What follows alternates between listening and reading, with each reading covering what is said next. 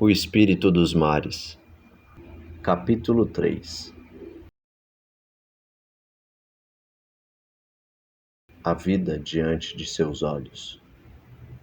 Os elfos estavam se retirando da arena. Os familiares de Riet foram ao seu encontro na parte externa.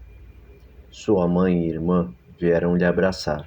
Um abraço tenro entre os três. E enquanto o abraçava, Riet viu seu irmão Tauron à sua espera. Ele o esperava com um sorriso aberto e rosto inchado. Sua mãe e irmã o pegaram pelas mãos e levaram-no até Tauron. Parabéns, meu filho. Estou muito feliz por você.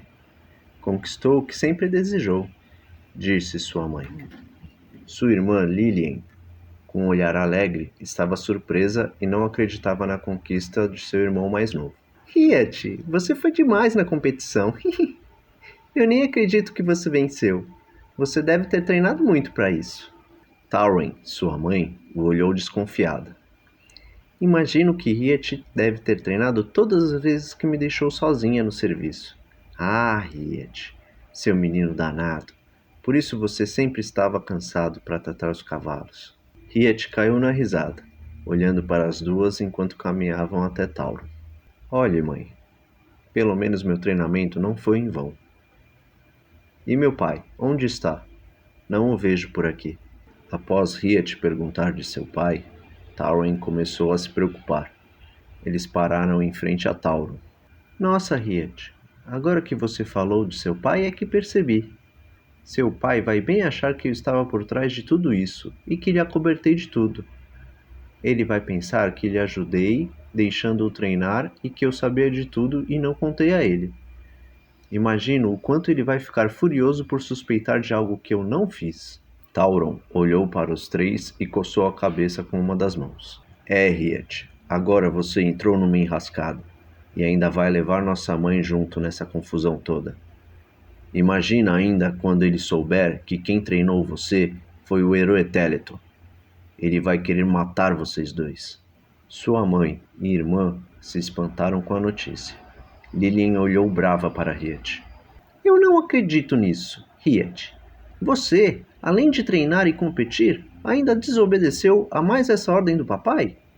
Estou vendo que esta noite não vai ser de comemoração, e sim de muita bronca. Teremos que nos preparar para tudo que o papai irá falar. Tauron olhou preocupado para Riet.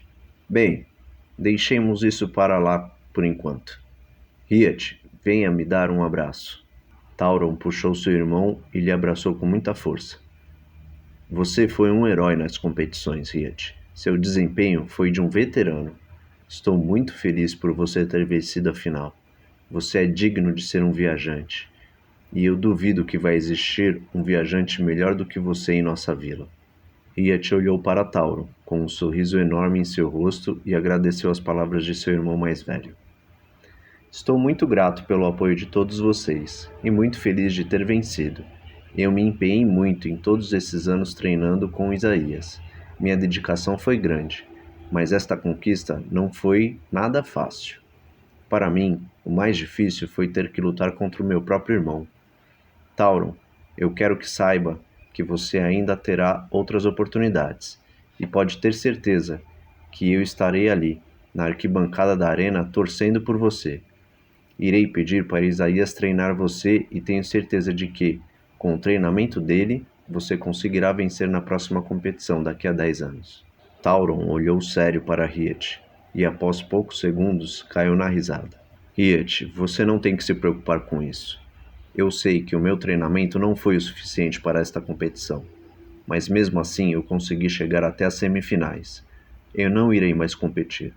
Vou desistir de fazer esta função de viajante. Seria muito doloroso para nossos pais ter 2 de seus 3 filhos como viajantes, além de ficar muito tempo longe deles e ser muito arriscado.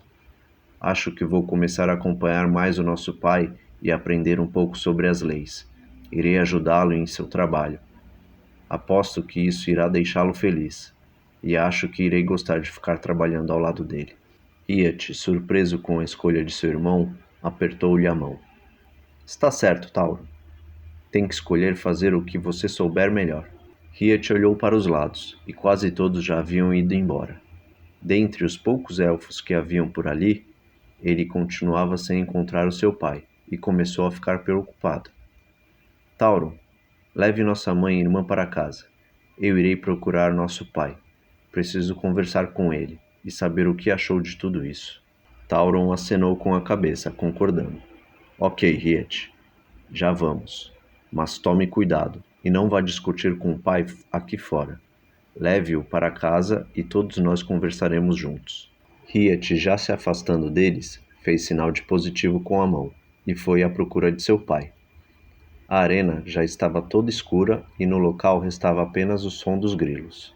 À volta da arena havia algumas iluminações provindas de tochas e algumas salas que ficavam nos corredores e que estavam iluminadas. Riet procurou por seu pai, olhando em cada uma das salas por onde passava.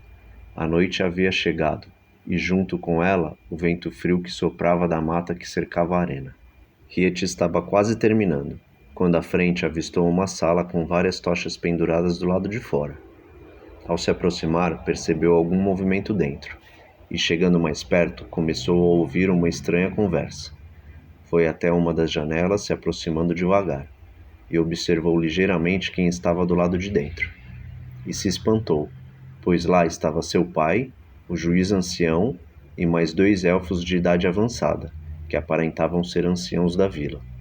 Riet decidiu ficar ali abaixado, ouvindo a conversa. Um dos anciãos falou. Você tem certeza disso, meu caro Aeron? Nós estaríamos intervindo de forma irregular nas leis, que nós mesmos fizemos. Você sabe, Aeron, que será um dos futuros anciãos da vila, e esta atitude não é uma das mais respeitadas. Outra voz se intrometeu na conversa, e Riet conseguiu identificar. Era o juiz ancião. O que o nosso compadre está dizendo é uma verdade, Aeron. Mas, se mesmo assim você acha que este é o melhor a ser feito, nós podemos dar um jeito. Porém, não poderemos anunciar isso aos outros elfos, pois causaria desconforto com aqueles que participaram da competição. Neste momento, Aeron entrou na conversa. Sim, eu estou ciente disso, meus caros amigos, mas sei o que é o melhor para o meu filho. Ele é um jovem adulto e tem muito que aprender ainda.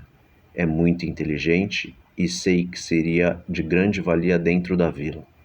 E eu o quero ao meu lado, no futuro, quando eu for membro do Conselho dos Anciãos.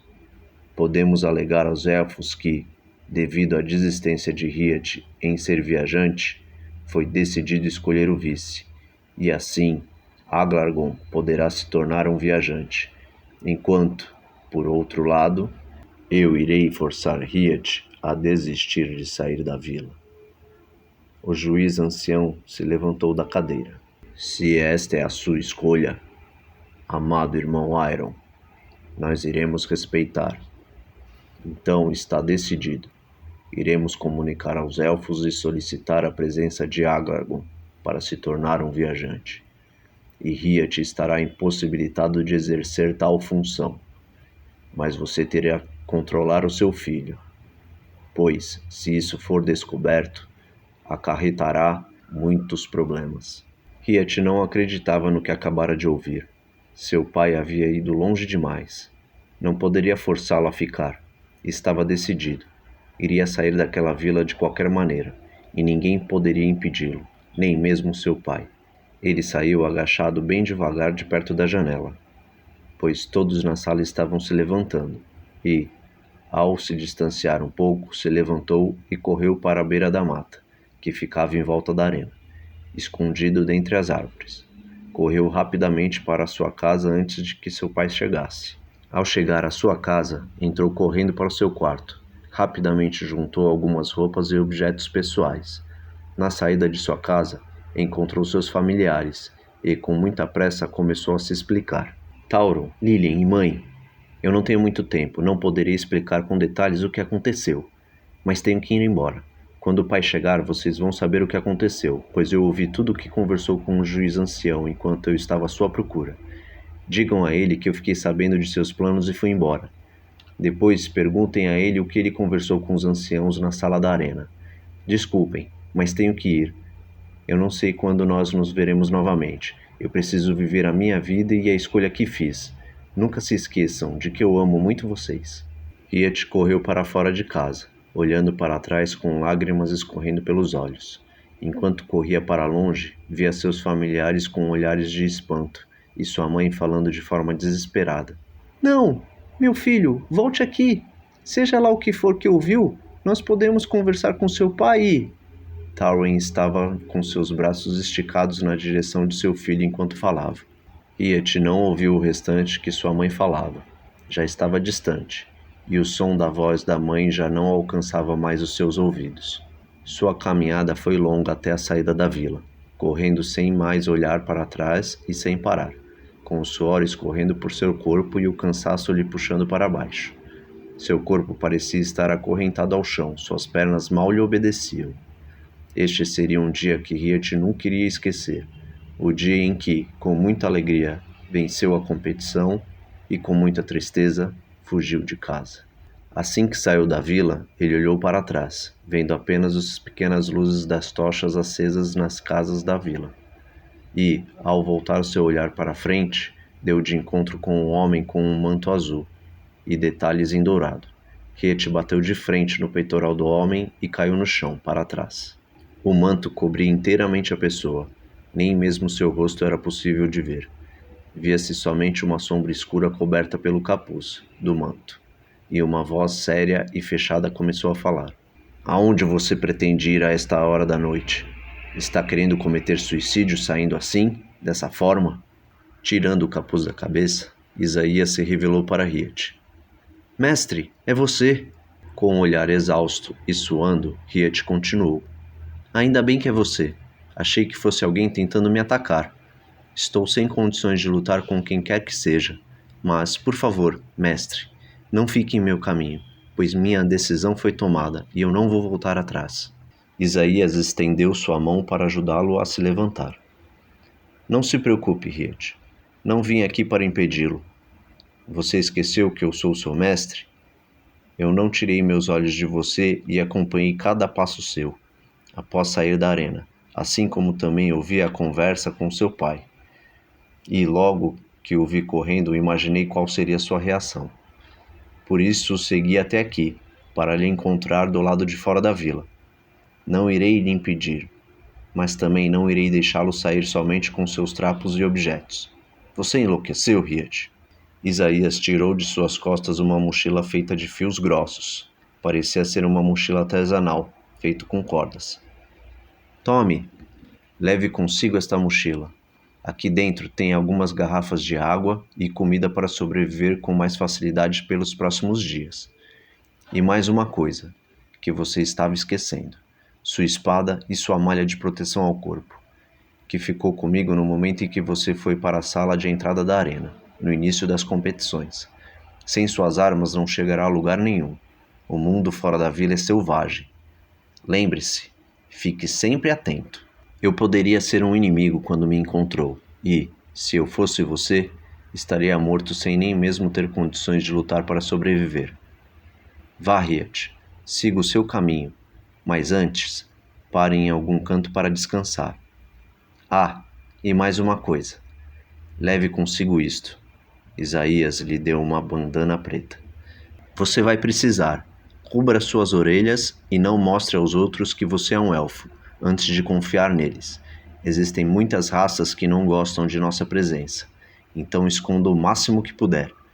Que os deuses abençoem sua escolha e que você encontre a felicidade em seu trajeto. Riet pegou todas as coisas que seu mestre lhe entregou e com muita tristeza o abraçou. Obrigado, mestre. Eu nunca esquecerei tudo que me ensinou e sou grato pela sua companhia e amizade durante todos esses anos juntos. Por favor, fique de olho em minha família e não deixe que eles briguem entre si por minha causa. Fale com meu pai e explique a ele tudo o que aconteceu. Diga que minha mãe não sabia que eu estava sendo treinado pelo Senhor. E diga também que eu é que lhe procurei para me treinar. E que, se não fosse com o Senhor, eu treinaria com outra pessoa. mas de uma forma ou de outra eu iria participar das competições. Que os deuses estejam com você, Isaías. E, assim, Hiat seguiu seu caminho para começar uma nova vida, longe de onde nasceu e cresceu e longe de sua família, buscando no mundo sua verdadeira essência. Em sua longa caminhada, conseguiu sobreviver. A primeira cidade que Hiat encontrou era de humanos, que ficava bem distante de sua vila, mas era a cidade mais próxima de lá. Era pequena e com muito verde misturado com as construções dos humanos. Hiat passou apenas alguns dias nessa cidade. Conheceu duas pessoas que lhe ajudaram como se fosse um mendigo. Ele continuou sua caminhada e, aos poucos, conforme passava por outras vilas, foi descobrindo que teria que procurar uma cidade para ficar, um lugar onde pudesse sobreviver da maneira dos humanos. Não estava acostumado com aquilo, pois em sua vila os elfos plantavam, caçavam e compartilhavam os mantimentos uns com os outros, e não havia troca com moedas de ouro para sobreviver, mas o modo de vida dos humanos era diferente. Não se conseguiria nada sem moedas de ouro. Continuando com sua viagem após alguns meses sobrevivendo da maneira que dava, chegou a uma cidade costeira chamada Silvéria, também de humanos, entretanto um pouco maior das que havia passado pelo caminho. E foi ali que ele conseguiu seu primeiro serviço, trabalhando no pequeno porto ali existente para um senhor de idade simpático, que o acolheu como um amigo. Lá, ele viveu por alguns anos, aprendeu muita coisa sobre os navios e embarcações de vários tamanhos diferentes e funcionalidades de cada um. Acostumou-se ao modo de viver dos humanos, utilizando sempre moedas de ouro, e aos poucos foi fazendo sua economia e juntando moedas. Contudo, ainda não estava vivendo como planejava. A vida fora da Vila dos Elfos era dura, e ele aprendia isso de uma forma muito árdua com muito trabalho braçal. Aos poucos, com o seu trabalho, foi se apaixonando pela navegação. Todos os dias Riet via navios irem e virem do porto. Conversava com os tripulantes quando tinha oportunidade, e poucas vezes, quando era bem recebido, conseguia trocar poucas palavras com comandantes dos navios, que passavam pelo porto. Foi no porto dessa cidade, após alguns anos trabalhando, que Riet fez sua primeira viagem em um navio, mas não foi bem da maneira como esperava. Certo dia, atracou um navio suspeito com muitos homens a bordo, e com pouca mercadoria. Riet, enquanto fazia seu trabalho carregando mercadorias em um pequeno barco, viu os homens daquele navio começarem a saquear o comércio local, e uma grande confusão começou. Os poucos guardas da cidade perceberam a ação desses homens e foram de encontro a eles, começando uma briga, mas os guardas estavam em desvantagem numérica, e a única vantagem que tinham eram os seus equipamentos, com armaduras pesadas que cobriam quase todo o corpo deles, e com belos escudos grandes e espadas bem afiadas. Riet, ao ver aquela confusão, correu para o casebre onde estava alojado, que ficava ali perto. Pegou sua espada e sua malha de proteção para ajudar os guardas, mas, ao voltar para o porto, a maioria dos guardas já estava no chão. Os poucos que estavam de pé ainda lutavam com alguns homens, enquanto outros deles carregavam o navio com produtos saqueados e moedas roubadas. Riet entrou na luta junto com 2 guardas, que estavam cercados por 6 homens. Porém, não sabia o que fazer naquele momento. Os homens estavam atacando para matar, e Riet nunca havia ferido alguém seriamente a ponto de tirar sua vida, e seu coração não o deixaria fazer tal maldade. A pureza dos elfos ainda estava em seu sangue, e uma vida só poderia ser tirada em extrema necessidade, o que naquele momento seria o caso, pois os homens estavam matando os guardas. Mesmo assim, não teve forças para atacar no intuito de matar. Ele mirou as pernas e braços deles, demonstrando muita habilidade apesar do nervosismo. Riet foi ferindo um a um. Os guardas que lutaram ao seu lado estavam mortos, mas ele já deixara 4 homens no chão, vivos, porém com pernas e braços feridos. Os outros 2 homens se entreolharam e, vendo a imensa habilidade de Riet, fugiram em direção ao navio. Riet correu atrás deles, e, quando estavam bem próximos ao navio, ele, sem perceber de onde veio, levou uma pancada na cabeça, deixando-o completamente tonto e caído. Enquanto ainda estava no chão, foi lançada sobre ele uma rede, e foi arrastado para dentro do navio daqueles homens. Já dentro do navio, ainda enrolado na rede, recebeu uma segunda pancada em sua cabeça, fazendo com que desmaiasse. Recuperando sua consciência, Riet se deparou preso com correntes nos braços e pernas, que estavam presas na lateral interna do navio. Ao acordar, um dos homens se aproximou. Acordou, bela adormecida? Pegando uma pequena adaga e colocando em seu queixo, um homem de feições horríveis, cheio de cicatrizes e com uma barba mal feita, continuou a falar. Está preparado para morrer? Eu estava esperando você acordar para fazê-lo sofrer, e sofrerá muito antes que eu o mate. Ou você estava pensando que iria ferir meus companheiros e sair vivo? Ele apertou sua adaga por baixo do queixo de Riet, e uma gota de seu sangue escorreu pela adaga. Riet estava com uma dor de cabeça terrível, e pensou que ali seria seu fim. Todo o caminho percorrido e todo o aprendizado terminariam ali, com a morte bem à sua frente. Preso da maneira que estava, ele não teria como escapar.